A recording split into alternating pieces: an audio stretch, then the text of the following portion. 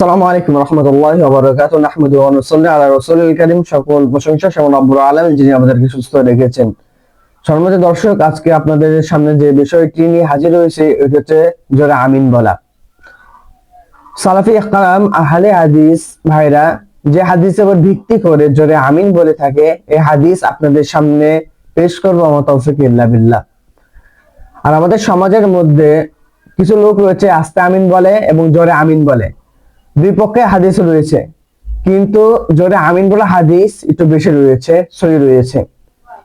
এবং মসজিদের মধ্যে কেউ যদি জোরে আমিন বলে তাকে মসজিদ থেকে ধাক্কা মারে বের করে দেওয়া হয়। বলছো যে তুমি কেন জোরে আমিন বলছো, এই পক্ষে কোনো হাদিস নেই, কিন্তু এর পক্ষে অনেক হাদিস রয়েছে।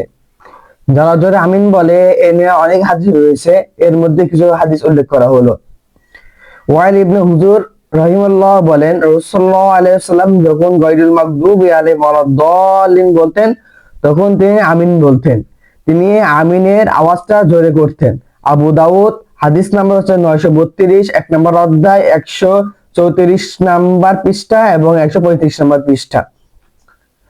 এখানে এই হাদিসটির মধ্যে বোঝা যাচ্ছে যে মুহাম্মদ সাল্লাল্লাহু আলাইহি ওয়াসাল্লাম হাদিসে মুহাম্মদ সাল্লাল্লাহু আলাইহি ওয়াসাল্লাম জোরে আমিন বলতেন। এনে আরেকটি হাদিস। ওয়াইল ইবনে হুজুর রাহিমাহুল্লাহ বলেন, রাসূলুল্লাহ সাল্লাল্লাহু আলাইহি ওয়াসাল্লাম যখন গায়রুল মাগদুবি আলাইহিম ওয়ালাদ-দাল্লিন বলতেন তখন তাকে আমিন বলতে শুনেছি। তিনি আমিনের আওয়াজটা জোরে বলতেন। তিরমিজি হাদিস নাম্বার হচ্ছে 248, 1 নম্বর অধ্যায় আর 56 পৃষ্ঠা এবং 58 নম্বর পৃষ্ঠা। ইমাম তিরমিজি রাহিমাহুল্লাহ বলেন, রাসূলুল্লাহ সাল্লাল্লাহু আলাইহি ওয়াসাল্লাম সাহাবী, তাবিঈন এবং তাদের পূর্ববর্তী মুসল্লিদের ইকরামদেরকে মধ্যে অনেকেই এই কথা বলেছেন যে মুসল্লি আমিন জোরে বলবে। ইমাম শাফি, আহমদ ও ইসহাক ও কথা বলেছেন, একই কথা বলেছেন। ওয়াইল ইবনে হুজুর রাহিমাহুল্লাহ একদা রাসূলুল্লাহ সাল্লাল্লাহু আলাইহি ওয়াসাল্লাম পিছনে সালাত আদায় করেন, তখন রাসূলুল্লাহ সাল্লাল্লাহু আলাইহি ওয়াসাল্লাম জোরে আমিন বলতেন।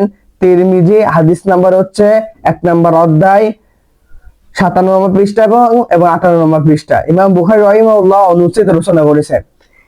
ইমাম বুখারী রাহিমাহুল্লাহ জোরে আমিন বলা নিয়ে তিনি তার কিতাবে একটি বাব, একটি অনুচ্ছেদ রচনা করেছেন বিস্তারিত ভাবে।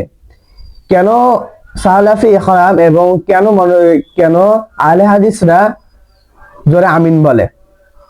আর সালাফি ইকরাম যে হাদিসের উপর বেশি আমল করে বা যে হাদিসটা প্রমাণ করে জোরে আমিন বলার হাদিস রয়েছে, তার মধ্যে অন্যতম একটা হাদিস হচ্ছে ইবনু জুবাইর এবং তার পিছনের মুসল্লিরা এমন জোরে আমিন বলতেন যাতে মসজিদ ফেটে উঠতেন, এমন গুম গুম করে আওয়াজ উঠতেন, সবাই ভয় পেয়ে যেতেন। এই হাদিসটা রয়েছে সহিহ বুখারী 1 নম্বর খণ্ড পৃষ্ঠা 107 এবং 8 নম্বর হাদিস 780। ইফাফা হাদিস নাম্বার হচ্ছে 744 এবং 746, 2 নম্বর অধ্যায় 121 নম্বর পৃষ্ঠা এর অনুচ্ছেদ। ভাই একটা কথা হচ্ছে, জোরে আমিন বলার কিন্তু হাদিস আপনাদের সামনে পেশ করলাম। আপনি যদি এবার অস্বীকার করেন, যদি বলেন জোরে বলার কোনো হাদিস নেই, তাহলে ভাই এটা আপনি পুরো ভুল কথা বলছেন, স্বয়ং মুহাম্মদ সাল্লাল্লাহু আলাইহি ওয়াসাল্লামের বিরুদ্ধে করছেন। কারণ মুহাম্মদ সাল্লাল্লাহু আলাইহি ওয়াসাল্লাম জোরে আমিন বলতেন, এই নিয়ে আপনি হাদিস পেয়েছেন।